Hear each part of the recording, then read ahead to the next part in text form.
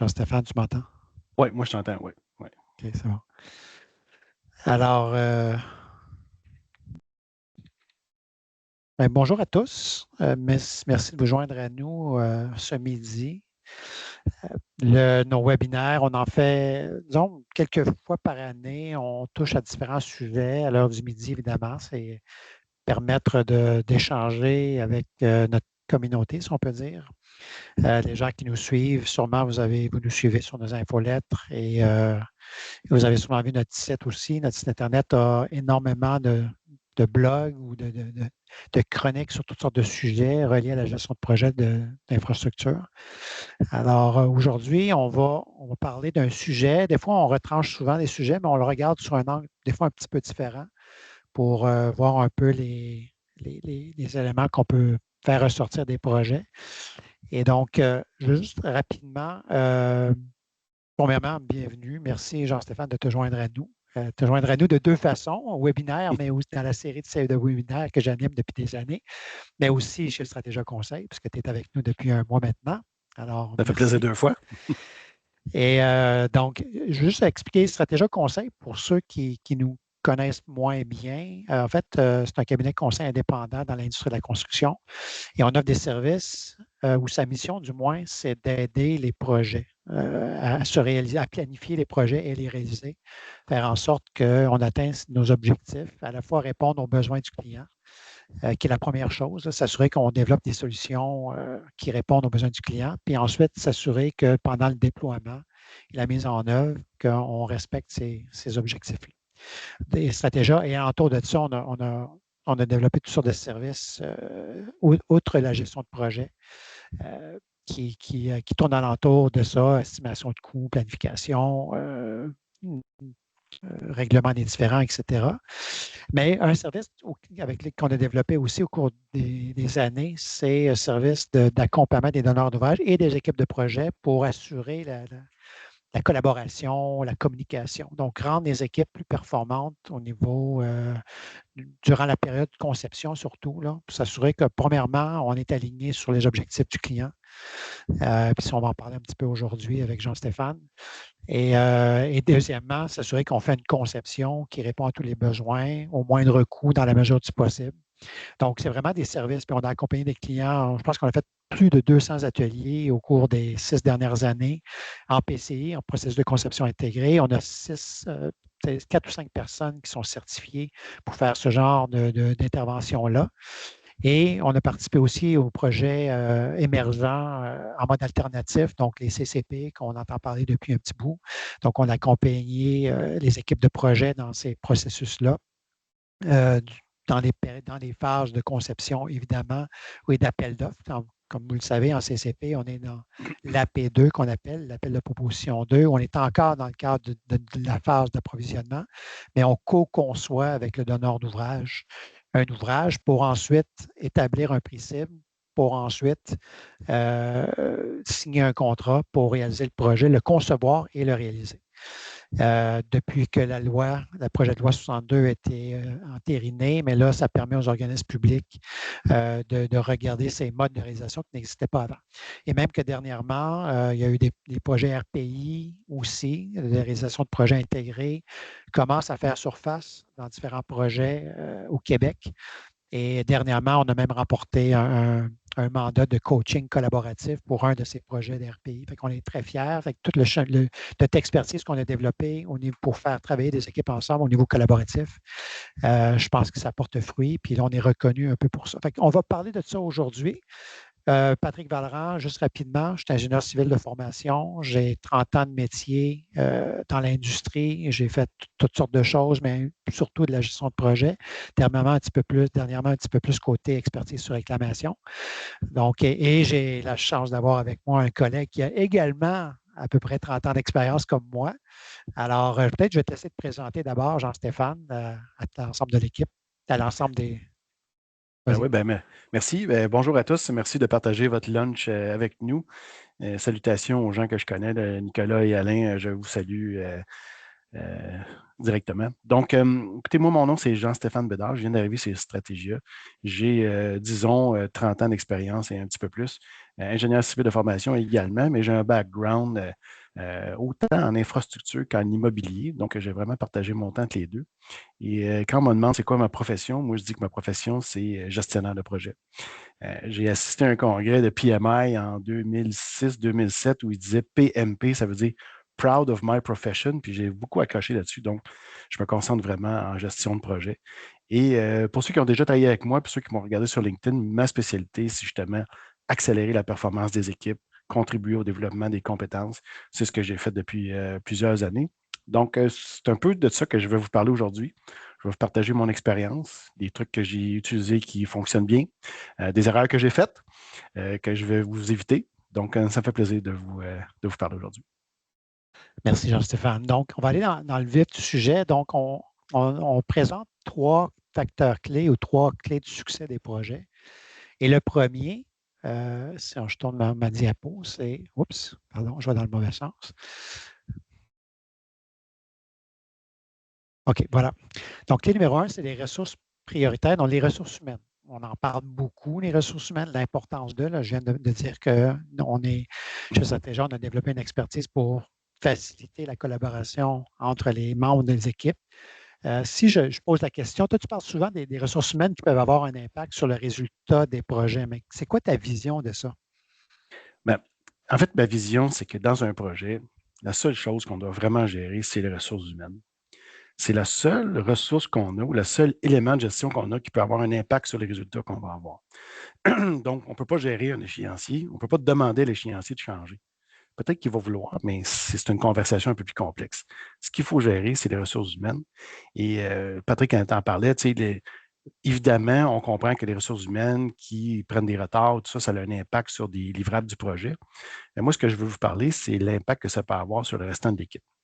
Donc, comme gestionnaire de projet, vous avez l'opportunité de vous démarquer des autres gestionnaires de projet en étant attentif à ce genre de comportement-là, en allant chercher les gens, puis en prenant le temps de créer un alignement au sein de votre équipe. Donc, une personne peut vous aider à bien réussir votre projet, une personne peut vous aider à vous faire planter votre projet. Donc, vous, comme gestionnaire de projet, vous devez être actif, pas juste aux résultats tangibles ou livrables, mais aussi à créer un environnement que je dirais sécuritaire et cohésif au sein de votre équipe de projet. Là, si tu me permets d'enchaîner, j'ai Oui, peut-être un oui. petit premier petit truc à vous donner. Quelque chose que j'ai utilisé sur le projet de la Place Belle à Laval. Donc, c'est une analyse fonctionnelle. Donc, pour ceux qui sont familiers avec l'analyse de la valeur, l'analyse fonctionnelle, c'est la première étape.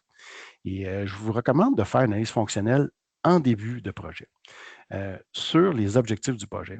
Tu sais, moi, je suis un grand fan du livre de Simon Sinek, Start with Why. Et donc, je vous recommande de commencer avec le pourquoi, bien définir le pourquoi. Une fois que vous avez bien compris votre pourquoi, vous allez être mieux aligné, puis vous allez avoir une approche plus cohésive pour le reste, puis je vous donne d'autres trucs après. Là. Mais analyse fonctionnelle fonctionne plutôt bien.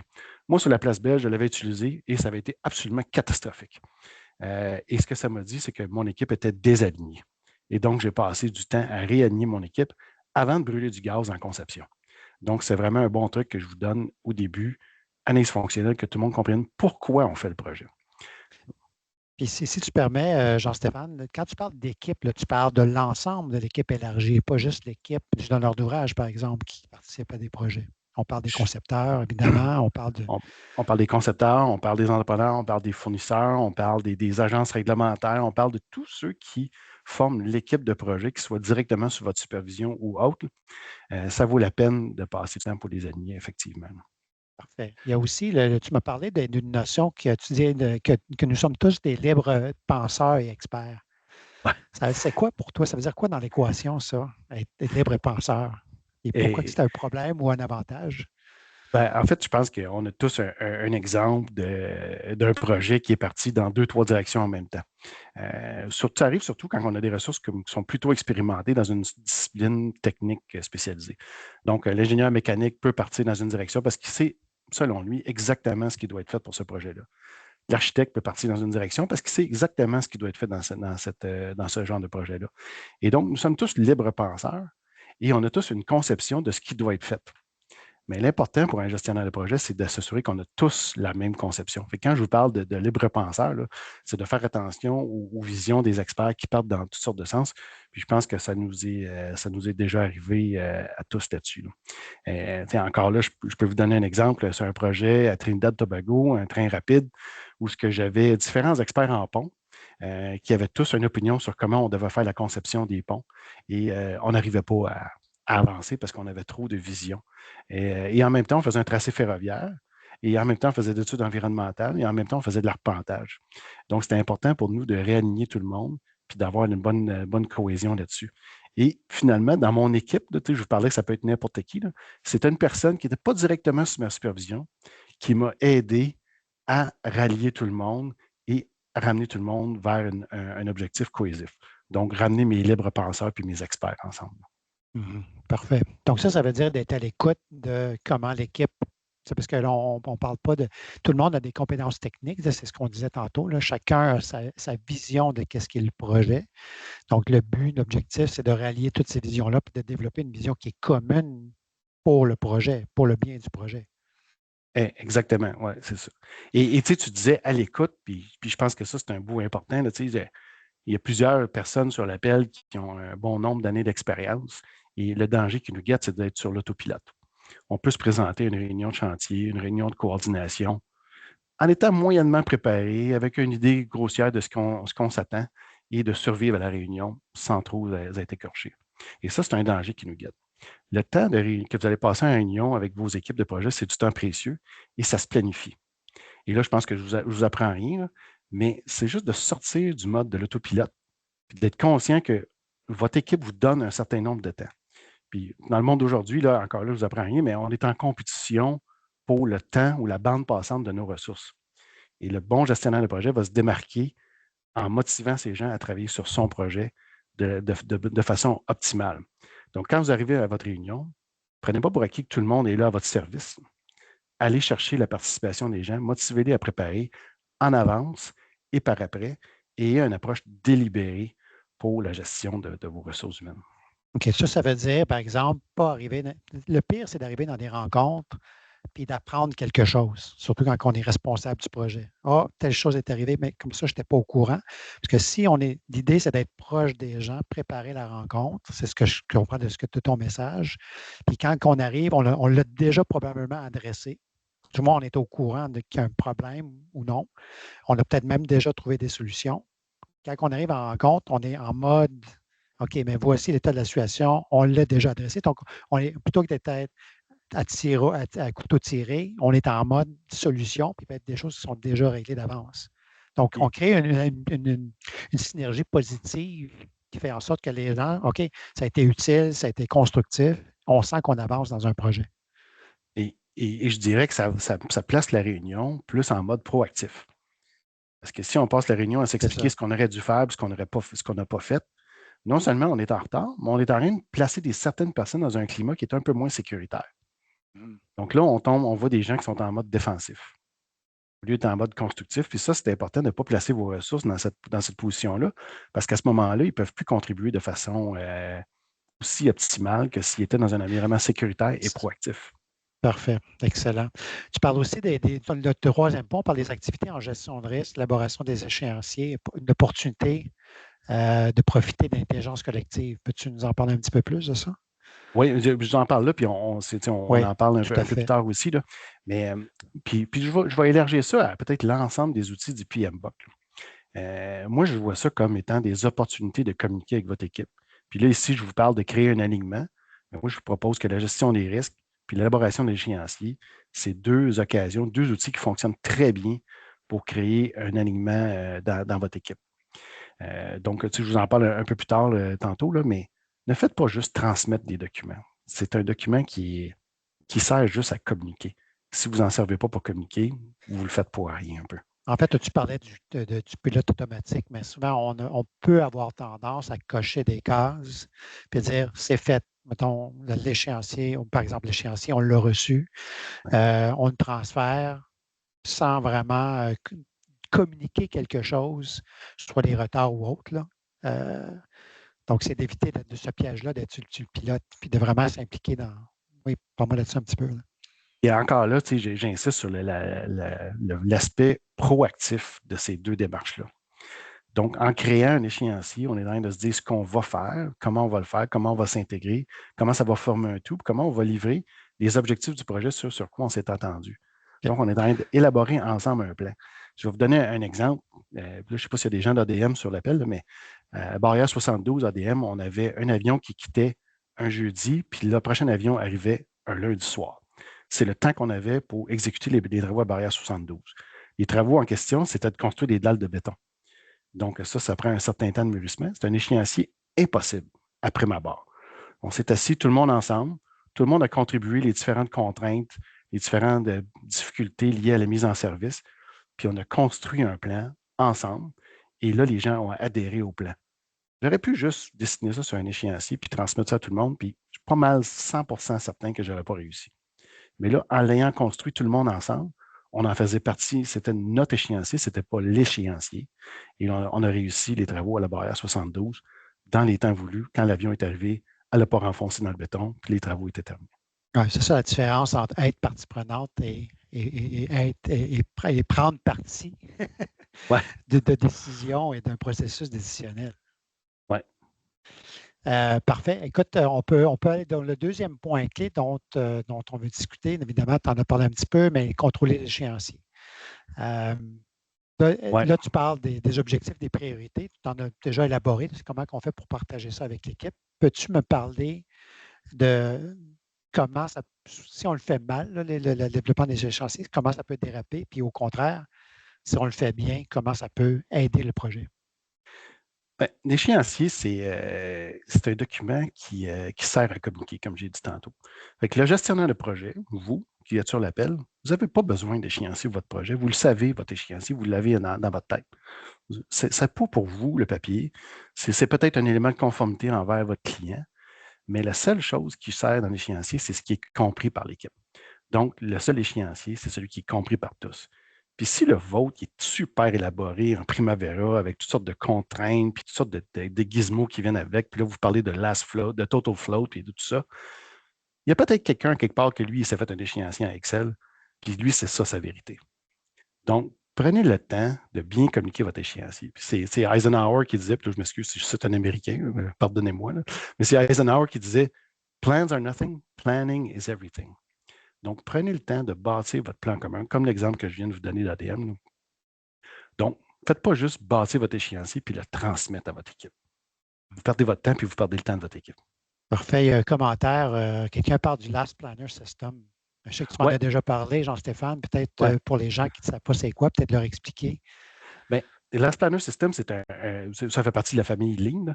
C'est un excellent outil, justement, ça se fait normalement sur le genre d'atelier, sur la forme d'atelier, qui permet de partir de la dernière partie de l'ouvrage à compléter, puis de le remonter, puis de voir c'est quoi les étapes, puis qui est un intrant pour qui, puis combien il y a de temps entre les deux.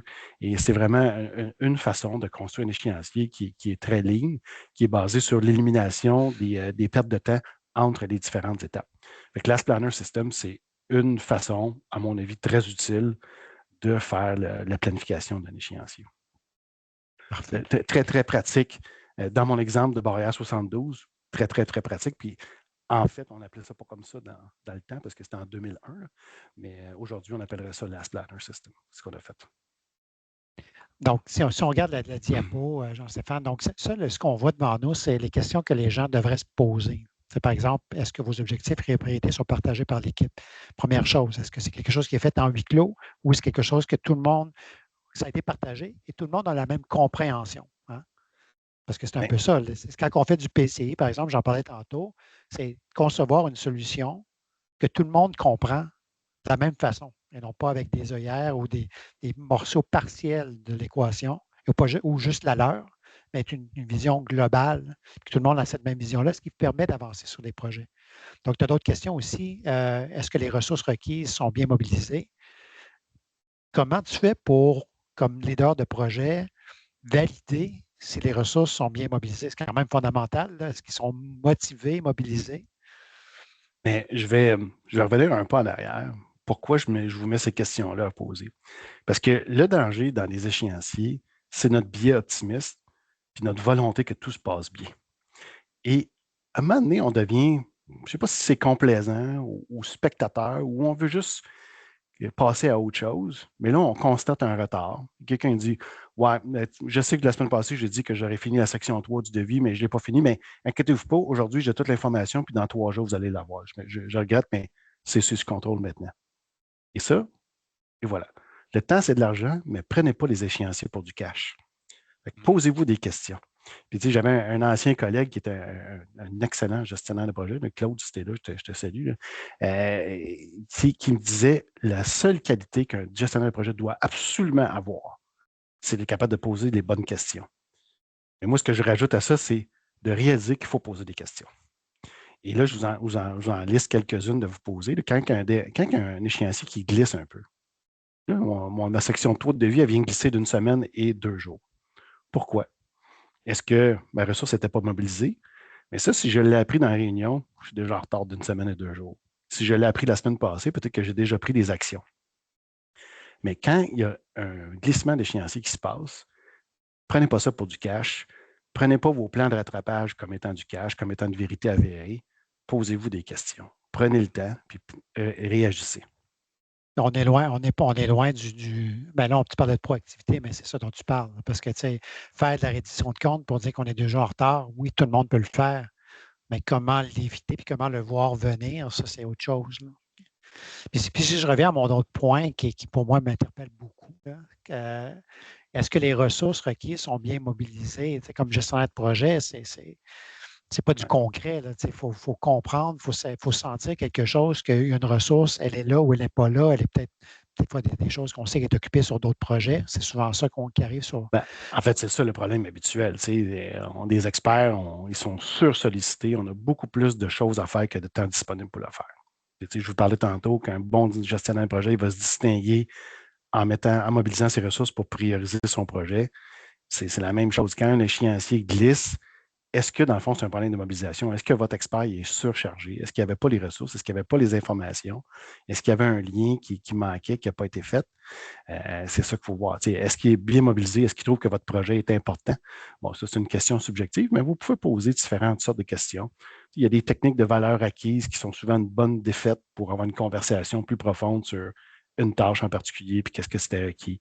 On parlait tantôt du Last Planner System. C'est une autre bonne défaite pour avoir une discussion plus informée, plus approfondie là-dessus. Je ne vous dis pas de partir en panique à tous les fois qu'on a une journée de retard, mais je vous dis juste de ne pas être spectateur de projet.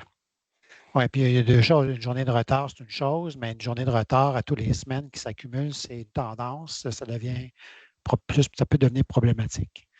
Ben, moi, je peux vous conter l'histoire de l'usine d'eau potable Chemédé à Laval qui a pris 1 an de retard 2 semaines à la fois. C'est ça. On Malheureusement, les voit c'est venir, ça ces retards-là. Ben, à chaque fois, il y a une bonne raison, puis il y a une bonne explication, puis il y a une mesure de mitigation, puis on est en train de faire.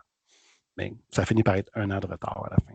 Donc, ça nous amène, mais tu as marqué aussi, est-ce que tu as-tu terminé, Jean-Stéphane? Oui. Tu parlais de traiter la maladie et pas le symptôme. Parle-nous d'un petit peu de ça. Oui, donc le symptôme, c'est j'ai manqué de temps. J'ai pas eu assez de temps ou j'ai pas eu. C'est la conséquence. C'est la conséquence, c'est ce que vous voyez. Mais en posant les questions qui sont en haut, vous allez peut-être savoir c'est quoi la vraie cause derrière ça. Puis encore là, je vous invite à aller un peu plus loin quand quelqu'un vous mentionne quelque chose, puis pas pour mettre quelqu'un en boîte, pas pour le mettre en défensive. C'est pour ça que je vous recommande de faire ça avant la réunion pour ne pas le mettre dans une position inconfortable. Mais c'est vraiment d'aller chercher l'information qui est derrière ce que vous voyez à première vue et traiter la cause racine de ça. Puis, tu sais, j'ai déjà vu dans différents projets des gens pas être capables de respecter l'échéancier dans les premières phases du projet. Puis quand tu creuses, ben, c'est parce qu'ils n'étaient pas prêts, parce qu'ils n'avaient pas eu l'information, parce qu'ils n'avaient jamais fait ça, parce qu'ils n'avaient pas le support de son bureau chef. Et là, ça, c'est du temps précieux que vous perdez au début d'un projet. Et c'est souvent là que ça va commencer à glisser, si ça doit glisser. Ou ben non, on vous a soumis un échéancier que moi j'appelle en chute libre. Donc, toutes les activités au début du projet prennent le temps normal, puis à la fin, tout s'accélère. Puis là, vous voyez dans votre waterfall, là, ça fait vraiment une waterfall. Mais dans Waterfall, c'est le dernier bout du mot qui est important dans un échéancier comme ça. Fall. Faites attention à ça. Parfait. Fait que ça nous amène, puis là, je vois que Mohamed, il pose des questions, puis il nous amène sur le terrain de partage de risque ou de transfert de risque. Fait que si on va au troisième point, qui Ouais. est la gestion des risques. Parce que moi, je dis toujours, je l'ai toujours dit que la gestion de projet, un projet, si on avait un plan parfait, si on faisait un projet parfait, il serait réalisé exactement comme on l'avait prévu. Mais c'est quoi la probabilité que notre projet se réalise exactement comme on l'avait prévu, anticipé au départ? C'est quoi? Moins de 1 j'imagine. Il va toujours, même si c'est mineur, il va toujours avoir des déviations. C'est la nature même des projets. Donc là, on tombe dans les risques. Les risques, c'est omniprésent dans les projets. La gestion de projet, pour moi, c'est la gestion des risques. Comment gérer les risques et comment le gérer avec l'ensemble des parties prenantes. Mais peut-être tu peux nous en parler un petit peu, Ouais. éviter. Quels sont les pièges qu'on doit éviter, Jean-Stéphane? Fait que là, je vous ai mis quelques petites choses, mais je vais commencer peut-être par l'image qui est à droite là, de votre écran. Euh, pour les ingénieurs que nous sommes, pour ceux qui sont ingénieurs, et les mathématiciens, là, le modèle qui est là, c'est extrêmement rassurant. On a une réponse déterministe à une solution, à une situation imprévisible. Donc, en ayant fait une analyse de risque, en modifiant les approximations par à peu près n'importe quoi, puis on met des hypothèses à travers là-dessus, on arrive à un chiffre exact du montant de contingence qu'on doit prévoir. Fait que faites attention aux analyses Monte-Carlo qui peuvent vous donner un faux sentiment de sécurité. Si l'analyse a été précipitée, ça peut vous donner un faux sentiment de sécurité. Fait que méfiez-vous de ça. Ça, c'est un des pièges en gestion de risque. J'ai fait mon Monte-Carlo, moi je suis correct, je suis bon en masse avec ça. Mon expérience, c'est que si vous ne gérez pas vos risques, vous n'aurez jamais assez de contingence. Parce qu'il faut les gérer proactivement, les risques. C'est de ça que je vais vous parler. Parce que l'analyse Monte-Carlo, l'analyse de risque est essentielle, mais c'est quand même un portrait dans un moment donné avec l'information qu'on a sur un projet. Et on sait qu'un projet, ça évolue. Hein? C'est vivant, un projet. Ouais. Une semaine plus tard, un mois plus tard, souvent, le portrait va avoir changé. Fait qu'on prend un Polaroid, pour ceux qui ont 30 ans d'expérience, c'est quoi un Polaroid? Mais après, ça peut évoluer dans le temps. Donc, comme tu dis, il faut être vigilant par rapport à ça. Il faut garder le discours vivant de la gestion de risque et des risques. Puis, regarde, le risque, c'est qu'est-ce qui me tracasse, qu'est-ce qui me dérange, qu'est-ce qui me stresse dans ce projet-là, qu'est-ce qui pourrait mal aller. Fait que c'est un dialogue qu'on doit avoir avec les parties prenantes du projet pour avoir le pouls de façon en temps réel de comment ça va le projet. Et un peu de la même façon que je parlais de l'échéancier tantôt, tu sais, Patrick, toi et moi, on a 30 ans d'expérience, puis je vois que Pierre Baudouin est là, lui, il en a plus que moi encore. Là. Faire une analyse de risque, là, moi, faire ça tout seul, de mon côté, je vais t'envoyer ça, ça va être une très belle analyse de risque, puis peut-être que j'ai utilisé Copilote à travers de ça, puis tu ne le sauras jamais, là. Mais c'est capable de faire une belle analyse de risque. Mais ça vaut le papier sur lequel c'est imprimé. Plus, je viens de tailler mon âge, là, mais on n'imprime plus des choses, mais il faut faire attention pour ne pas tomber sur l'autopilote. Ce n'est pas une tâche à terminer, l'analyse, la gestion des risques. C'est un outil de communication. Très, très, très utile comme outil de communication. Et je vous donne un exemple d'un projet. Un moment donné, je faisais un mandat avec les ponts Jacques-Cartier-Champlain. Et c'était pour l'autoroute Bonaventure, un projet qui va commencer prochainement. Donc, on faisait l'analyse de risque à la fin des études d'avant-projet. Donc, là, on fait l'analyse de risque. Puis, on a fait ça ensemble, en équipe, on a identifié des risques, on a parlé des plans de mitigation. Processus assez standard jusqu'à maintenant. Et là, on a pris une demi-journée sur la journée complète qu'on avait prévue, une demi-journée pour se dire comment ça va impacter mon plan de travail pour les mois qui viennent. Donc là, je vais commencer la phrase APD, sachant ce que je sais des risques, ce qu'on vient de parler depuis le matin, qu'est-ce que je vais changer dans mon plan de travail? Et là, tout ton plan de gestion de projet, permettez-moi d'anglicisme, devient risk informed. Et là, tu as beaucoup plus de chances d'avoir du succès. Et on a refait la même chose à la fin de l'APD. On a refait l'analyse des risques, on a fait le portrait de ce qu'on était aujourd'hui. On a repassé une demi-avant-midi, un avant-midi pour repositionner les risques, puis encore là, une demi-journée pour dire, dans la prochaine phase, voici où on va investir notre temps et notre argent pour gérer nos risques futurs. Ça, c'est une bonne utilisation du temps de votre équipe de projet. En fait, ce que tu dis, puis on s'en est parlé hier quand on se préparait un peu, c'est que si on fait une analyse de risque, puis ça ne change pas ton plan d'exécution de projet, donc ça veut dire que l'analyse de risque ne sert pas à grand-chose parce que l'idée de faire l'analyse de risque, c'est quels sont mes risques, puis comment je peux faire différemment dans mon exécution, dans mon plan d'exécution. s'il n'y a pas de changement, ça veut dire que ça ne sert pas à grand-chose. Puis c'est une boucle rétroactive dont tu parles. Ça veut dire qu'on fait une modification, on réévalue les risques, puis ça devient un cycle. Et oui, effectivement. Et j'ajoutais à ça aussi, si c'est un plan de gestion de risque, puis là, tu es padé, tu es correct. Là, tu as un plan de gestion de projet, tu as un échéancier, tu as un budget, un plan de gestion de risque, tout va bien. Puis là, tu arrives à un moment donné, puis là, tu dis, bon, là, j'ai un risque qui vient de se matérialiser. Puis là, je mets en vigueur mon plan, mes mesures de mitigation. Et il est déjà trop tard. Il est déjà trop tard. Tu as déjà consommé une partie du risque. Tu es déjà exposé. Avec la mitigation, moi, je pense que ça se passe avant que le risque se manifeste, puis ça l'informe des activités de projet par après. Puis aussi, en gestion de risque, c'est un bel environnement sécuritaire pour tout le monde. Fait que tout le monde peut s'exprimer librement. On ne vise personne.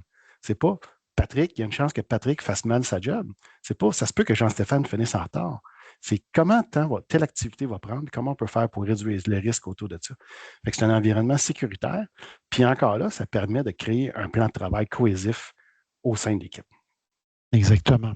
Donc, j'ai mis l'autre diapo, la dernière, puis je vois qu'Éric a fait un commentaire. Les mitigations deviennent du contenu du projet qu'il faut planifier, estimer, monitorer. Hein? Très bien compris. C'est exactement ça que je voulais dire. Peut-être mieux dit. C'est résumé. Donc, mais c'est vrai que ce qu'on voit souvent, on met beaucoup d'emphase sur l'identification des risques. Puis il y a un autre élément aussi qu'il faut comprendre, c'est qu'on ne captera jamais 100% des risques dans une analyse de risque. OK, le vice-président des États-Unis, c'était, comment il s'appelait, je ne me souviens plus, mais il disait toujours qu'il y avait 4 catégories de risques, dont une catégorie qui s'appelait les unknown unknowns.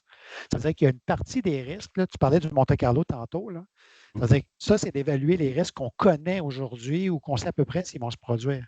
Mais il y a une autre catégorie de risques qui ne sont même pas dans notre champ de vision. On ne les verra pas venir jusqu'à temps qu'ils se produisent. Donc, comme équipe, c'est sûr qu'il va y avoir des situations où on doit réagir. Mais si on a une équipe qui est à l'affût des risques, on sait un peu ce qui se passe, on a une vision globale, la dynamique où le risque se produit, c'est l'équipe qui va réagir à ça et réagir rapidement pour le mitiger. Donc, toi, ta vision de ça, c'est quoi, Jean-Stéphane? Bien, tu sais, j'ai écrit là, pour les imprévus, on a un plan. Les imprévus connus, on a un plan. Là. Puis, tu sais, le danger, c'est d'essayer de prévoir tous les risques qui peuvent arriver, puis de planifier, puis d'intégrer la planification de tous les risques. Tu sais, dans la perfection, là, il y a beaucoup d'inefficience. Donc, si on essaie de planifier tout, concentrons-nous sur les risques internes. Les facteurs politiques, les facteurs socio-économiques, les crises sanitaires, les conditions de marché, des choses comme ça. Il y a des choses qu'on ne contrôle pas, nous, comme équipe de projet. Fait que si vous prenez votre temps et vous vous concentrez sur les risques que vous contrôlez, c'est ce que la SQI appelle les risques internes, moi, je pense que c'est là qu'il y a la plus grande valeur ajoutée. Et j'ajouterais, quand un risque unknown, comme tu dis, ou des imprévus, ou des imprévus imprévisibles, se manifeste, réagissez. Il arrive la COVID. Fait que là, Nicolas est là sur l'appel, il va le savoir. Il arrive la COVID. Qu'est-ce que ça va déclencher la COVID? Bon, on va la misère avoir des entrepreneurs. La chaîne d'approvisionnement est interrompue, donc on va la misère avoir nos matériaux. Les conditions d'accès au site vont être différentes. Parfait. La game vient de changer. On recommence le plan de projet. On recommence l'échéancier, puis on met des mesures en place. Par exemple, tout de suite après la COVID, nous, ce qu'on avait fait, c'est qu'on a envoyé des gens dans les usines voir si nos matériaux étaient prêts. Parce que ce qui arrivait dans le temps de la COVID, c'est que tu te faisais voler ton stock par un autre projet. Fait que nous, on envoyait des gens dans les usines pour. Ben, tu réagis au risque imprévisible. Quand ça se produit, ça ne donne à rien d'essayer de tout prévoir en avance. Tout à fait. Une question, Jean-Stéphane, est quand même relativement bonne. Je pense que c'est ça la notion de gestion de risque, parce qu'on peut le faire à différents moments quand on découpe le projet et qu'on avance. Plus qu'on avance, plus que la précision, si on peut dire, s'améliore. Donc, la question, c'est les plans de mitigation ne sont pas si clairs lorsqu'on est à l'idéation des études de faisabilité. En effet, comment faire pour avoir les meilleures estimations des risques internes et externes à ce stade de projet? Oui, en fait, ça revient, c'est effectivement la question est bonne. Ça revient à l'exemple que je donnais tantôt de PJCCI. Je pense que l'étude des risques, ça se fait par étapes avec l'information qu'on a aujourd'hui. C'est ça. Fait qu'évidemment, à l'étape d'idéation de projet, c'est quoi les risques? Ben, c'est les risques que tes objectifs de projet soient mal compris. C'est tes risques que ton besoin soit mal défini. C'est tes risques que tu n'auras pas assez de ressources où tu n'auras pas les bons types de ressources. Fait qu'il y a certains risques que tu peux connaître dès le début du projet qui vont se transformer en, ben, il y a un risque que le sol soit plus contaminé qu'on pensait plus tard. Mais ça, de prévoir ça au début, ça n'influence pas nécessairement, des fois oui, ton plan de travail pour la prochaine étape. L'idée, c'est d'essayer de concentrer sur les risques que tu as le contrôle, puis qui vont influencer ton travail pour les mois à venir. Puis Pierre est là sur l'appel. À un moment donné, j'étais sur un projet en Grenade, puis il y a eu un ouragan. On ne pouvait pas prévoir ça à l'idéation de projet. Donc, ce qu'on a fait, c'est qu'on s'est adapté quand ça s'est passé au moment où c'est arrivé, puis on a mis des mesures en place pour repositionner le projet là-dessus. Donc, moi, ce que je dis là-dedans, c'est le meilleur moment de faire de la gestion de risque, c'est un peu tout le long du projet. Puis de garder ça vivant comme sujet. Puis on ramène le discours et le message qu'on veut passer, c'est que ce n'est pas la technique de l'analyse de risque qui est important, mais c'est que c'est un travail concerté avec l'équipe, que tout le monde est. Ce dialogue-là qu'il faut créer avec l'ensemble des parties prenantes pour avoir une vision. C'est un prétexte presque d'une certaine façon pour discuter et échanger sur les vrais enjeux du projet. C'est un outil de communication. C'est un outil de communication. C'est un moyen, c'est bien en mode l'intelligence collective. C'est un buzzword, mais c'est une façon d'aller chercher l'intelligence de tous ceux qui sont dans votre projet. Les mettre à contribution sur comment on va éviter des risques, ça fonctionne très bien par expérience.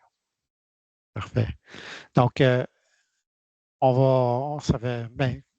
si on a parlé de trois choses, on se rappelle, on parlait de l'être humain, mais je pense que l'être humain était le cœur des trois éléments clés qu'on voulait discuter. On a parlé d'échéancier, puis on a parlé de gestion de risque, qui, selon toi, Jean-Stéphane, avec les 30 ans de métier, sont les trois aspects qu'il faut considérer, toujours garder à l'avant-plan quand on est leader de projet. Il faut tout revenir sur ça. Bien sûr, on n'évacue pas tout le reste. Les modes de réalisation, le choix de ça, c'est ce genre de choix-là, c'est des décisions qui doivent être prises. Mais là, on parle de surtout comment on arrive pour créer cette dynamique d'équipe-là pour résoudre des problèmes, des risques, des problèmes techniques qui peuvent arriver et comment arriver avec des solutions le plus rapidement possible pour les régler. Donc, qu'est-ce que suite à nos trois points, c'est quoi que tu en conclus de tout ça que tu aimerais partager avec l'audience? En fait, c'est un point. Comme gestionnaire de projet, on fait confiance avec un certain nombre de ressources qui sont rares, qui sont spécialisées et qui ont un coût important. Et votre gestion de ces ressources-là va déterminer votre taux de succès. Et l'analyse des risques, la gestion des risques, la préparation des échéanciers et le suivi des échéanciers sont deux outils de communication que je trouve qui se prêtent très bien à des conversations de groupe. Qui sont très. Il y a d'autres outils dans le PMBOK, puis je ne dis pas que les autres ne sont pas importants, mais moi, de mon expérience, c'est les deux qui fonctionnent le mieux. Je dirais peut-être même particulièrement l'échéancier en début de projet, puis pas tellement longtemps après la gestion des risques. Pas prendre pour acquis que votre équipe de projet est là à votre service. Ne pas exiger, ne pas dicter, mais essayer de bâtir une cohésion à travers l'équipe. Puis reconnaissez que la motivation, c'est individuel. On ne peut pas motiver un groupe de personnes de différents horizons de la même façon. Adaptez votre approche comme gestionnaire de projet aux personnes qui sont dans votre équipe. Il y a des introvertis, il y a des extrovertis, il y a des experts, il y a des généralistes. Vous ne pouvez pas motiver tout le monde de la même façon. Soyez conscient que ça, c'est votre travail numéro un. Gérez les gens et ils vont vous aider à réussir vos projets. Puis, tu sais, on parlait hier, quand on se préparait, on disait qu'être leader, c'est l'analogie que j'utilise toujours, c'est un peu être berger. Parce que c'est pas être leader en avant, puis assumer que les gens en arrière suivent. Hein? Parce que des fois, on va je ne sais pas si vous avez déjà fait la randonnée, mais tu marches avec ton groupe, maintenant tu réalises une demi-heure plus tard qu'il n'y a personne qui te suit. Parce que tu n'as pas pris le temps de les suivre. Le berger, au contraire, lui, il est en arrière de l'équipe. Il s'assure que tout le monde est aligné dans la même direction. Puis si quelqu'un sort un peu du rang, bien, on le ramène. C'est pas être péjoratif, c'est son rôle, le leader. C'est de s'assurer que tout le monde s'en va dans la direction qu'il souhaite. Mais il y a une vision globale parce que les ressources, le projet est en avant de lui. Ben, moi j'utilise une analogie différente. Moi, j'appelle ça pousser des billes. Fait que quand tu essaies de pousser des billes, tu passes plus de temps à ramener tes billes que de les faire avancer. Puis ça, c'est normal. Mais peut-être juste terminer avec une analogie. Là, comme jeune gestionnaire de projet, vous vous retrouvez devant une équipe très, très expérimentée, beaucoup plus expérimentée que vous. ça peut être vraiment intimidant. Vous pouvez être pris de panique. Fait que je vais vous parler de mon histoire de canot, si vous permettez. Fait que, ceux qui font du canot, de la descente en rivière en particulier, vous savez que quand tu arrives en canot, tu ne peux pas contrôler la rivière. Tu ne peux pas gérer la rivière. Tu ne peux pas dire aux roches de se tasser. Tu ne peux pas dire au courant de ralentir. Tu ne peux pas gérer la rivière. Puis, quelqu'un qui a vraiment fait du canot, là, dans un R2, R3, là, tu constates que tu ne contrôles pas toujours le canot non plus. La seule affaire que tu peux contrôler vraiment, c'est comment toi tu te comportes, c'est quoi les gestes que toi tu poses. Puis je dirais que ça s'applique aussi aux gestionnaires de projet. Tu ne peux pas contrôler comment l'ensemble de l'environnement, incluant le social, politique et tout, va se comporter. Ton équipe de projet, tu ne contrôles pas toujours exactement où ça s'en va, mais ce que tu dois contrôler, c'est toi. Ce que tu dis, ce que tu fais, comment tu es préparé, comment tu agis, comment tu interagis, comment tu motives. Ça, c'est le bout que vous devez contrôler. Fait que vous n'avez pas besoin d'apprendre à tous les experts de 35 ans comment travailler. Vous avez besoin de vous comporter pour qu'eux autres comprennent bien ce qui est attendu d'eux, que vous ayez cherché leur input. Donc, rappelez-vous de mon histoire de canot. Tu ne peux pas contrôler la rivière. Tu peux juste contrôler ce que toi, tu fais dans le canot. Inspiration de la collaboration de Boys in the Boat. Ah, ça vient de là? Moi, je pensais que j'avais inventé Ben, je ça. ne sais pas. Je ne sais pas. Mais ça se Quelqu'un peut a que, ajouté ça. ça se peut que je dis. Ben, je vais aller voir ça. Donc, ben, écoute, ben, merci, Jean-Stéphane. Là, il est déjà à 50, puis là, on s'était donné une petite fourchette des 10 à 50, parce qu'on veut quand même que les gens prennent le temps de prendre une Wow. bouchée si vous ne l'avez pas déjà fait. Mais on va se garder une petite demi-heure si des gens ont des questions, là, d'autres questions, puisqu'on a essayé de les intégrer au fur et à mesure dans la rencontre. Y a-t-il des choses, y a-t-il des défis que vous vivez présentement qui résonnent avec ce qu'on vient de dire, premièrement? Et y a-t-il des choses qu'on pourrait, parce que Jean-Stéphane, si tu es d'accord avec moi, d'accord, on pourrait refaire ça dans un deuxième temps, puis aborder d'autres sujets. Donc, bien sûr, si les gens décident, ils ont des sujets qu'ils veulent qu'on aborde pour aller chercher ta grande sagesse d'expérience dans les projets, mais on pourrait élaborer davantage sur un sujet ou un thème particulier. C'est sûr que moi, je vais vouloir revenir vous parler pour parler de l'importance d'aligner les projets avec la stratégie de l'organisation. Ça, c'est sûr que je vais vouloir revenir vous parler de ça, mais ça me fait plaisir de répondre à vos questions. Moi, je suis là, puis si vous avez un enjeu ou quelque chose, n'hésitez pas à lever la main. Je vois que, mais là, je vois que Mohamed a levé la main. Mon défi, c'est de lui donner la parole. Tu peux peut-être juste arrêter de partager aussi, Patrick. Oui, je peux faire ça, effectivement. Allô? Oui, Oui, oui, bonjour. Oui, bonjour, merci Reda Lamri, architecte. Donc, très intéressant, en fait, je suis très content d'entendre ça de Monsieur Jean-Stéphane. Donc, vraiment, les plans de gestion de risque deviennent dynamiques et non pas statiques qu'on fait généralement lorsqu'on fait un plan d'affaires, puis qu'on met ça dans un mémoire qui va rester figé, puis on va juste être réactif au risque ou ça devient trop tard. Donc, très intéressant de travailler d'une façon proactive. Peut-être le point qu'il faut peut-être pousser plus loin, donc peut-être dans une autre formation, c'est que gérer les risques, mais tout dépend de mode de réalisation. Parce que gérer les risques dans une entreprise générale versus un mode alternatif, CCF ou CCP ou RPI, c'est pas du tout la même chose. Donc, c'est complètement différent.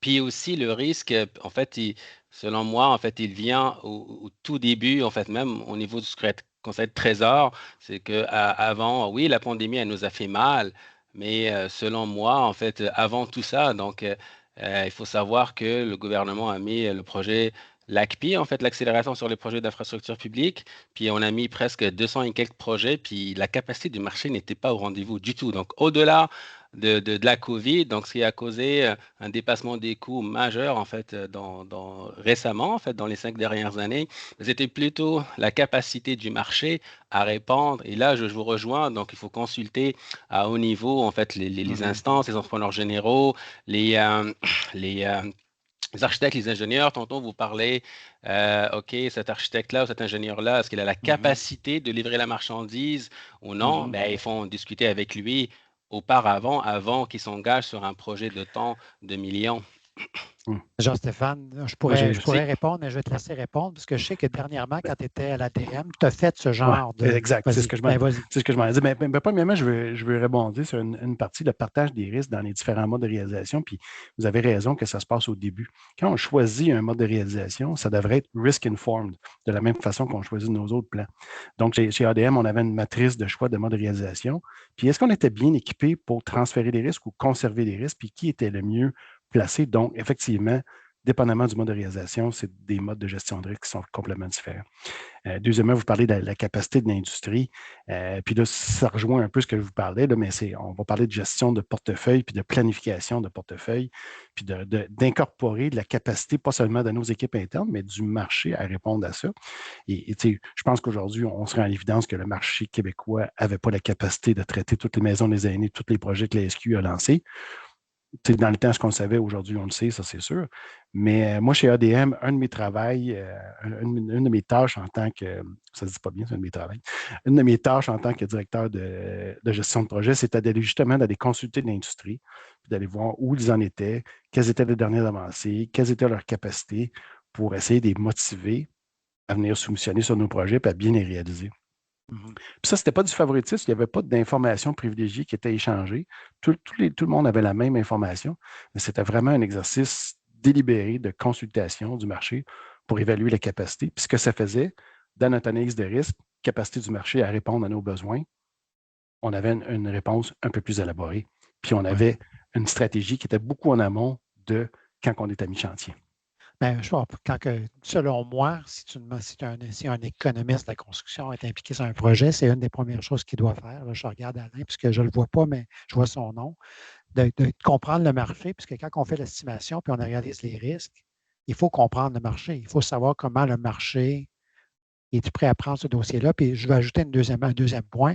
Tous les modes conception-construction, les modes alternatifs qu'on appelait à l'époque conception-construction, puis si on ajoute le financement, souvent, la plupart du temps, il y a une étude qui est faite, un sondage qui est fait auprès des marchés. On ne le fait pas systématiquement dans tous les modes traditionnels, mais on le fait dans des projets alternatifs ou projets de conception-construction, parce qu'habituellement, c'est des projets majeurs d'infrastructure. Donc, ce n'est pas qu'on ne le fait pas au Québec, mais on devrait peut-être le faire plus systématiquement pour avoir vraiment le pouls du marché, pour avoir la meilleure planification possible. Alors, merci. Ça serait pour un autre sujet, effectivement. Un autre thème. Est-ce qu'il y a d'autres questions, d'autres commentaires? Ah, je vois que Fred a fait un commentaire. Peu importe le mode de réalisation, le risque n'est pas transférable à 100%. La sévérité et l'impact peuvent être modulés en fonction du mode. Tout à fait. Il a raison de dire ça. Et ça fait partie de ta stratégie qui est risk-informed. Donc, si tu choisis un mode de réalisation, tu peux transférer une partie du risque. C'est quoi la partie du risque que tu conserves de toute façon? Puis comment tu vas gérer le risque résiduel?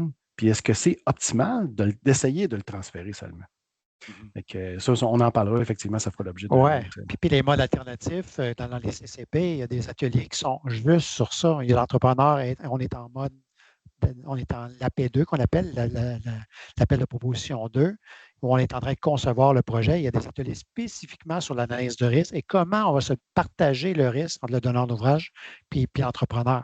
Donc, ils sont mentionnés avec l'acteur qui est l'entrepreneur, des fois les professionnels, est là à la table. Donc, ce n'est pas juste un exercice théorique, on va transférer le risque si on pense intelligent, OK, le risque devrait appartenir. L'entrepreneur, lui, il est là à la table, il reçoit ça, il dit oui, je suis capable ou non, je ne suis pas capable. Donc, les modes alternatifs, en ayant cette partie prenante-là qui est à la table de discussion, permet d'avoir un meilleur transfert des risques de façon générale, une meilleure répartition des risques, je devrais dire.